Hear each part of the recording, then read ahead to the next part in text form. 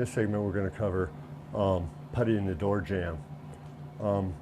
After we've cleaned it, the first step I'm going to do is look the door over carefully and fill any nail holes, large gouges, dents, or damage to the wood with an initial coat of putty.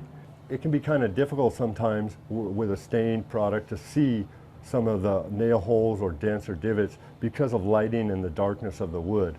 So we'll concentrate, get the big ones that we can see, and after you get that first coat of primer on there, then it'll really show you with the shadows of the light color any other dents, divots that may need to be repaired.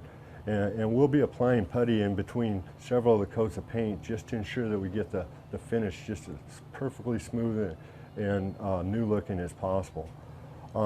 As you can see, I've already applied putty in several locations, and these were to damaged areas, nail holes, stuff of that nature. The putty that we're using is a basic wood grain type of water-based putty. It goes on relatively easy, dries relatively quick, so we can work with it rapidly. When you're working with the putty, this putty air dries.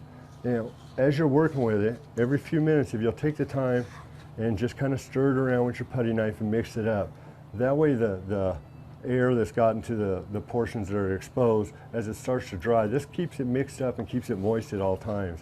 If the putty is allowed to air dry on the top and become hard and crusty, you'll get chunks of hardened material, and when you apply it on, it makes an uneven surface. It requires more sanding and just generally more work. And then you end up with a product that's not usable. So every few minutes, if you just remember, just kind of stir the putty around to keep the moisture stuff in the bottom and mix around so it all stays moist, pliable, and smooth throughout the operation of your project. If you should allow buildup to sit up around here and not get it stirred in occasionally, it will dry in that position. If this happens or occurs, what you need to do is get the putty all mixed and pushed down as far as possible, and all that dried stuff needs to be scraped and removed from the putty. Otherwise it'll chip off, fall into your putty, and you'll end up with chunks on there that make it extremely hard to finish with that. Just requires more sanding, more aggravation. So if you keep your putty mixed and moist, it'll go on smooth for you and work correctly.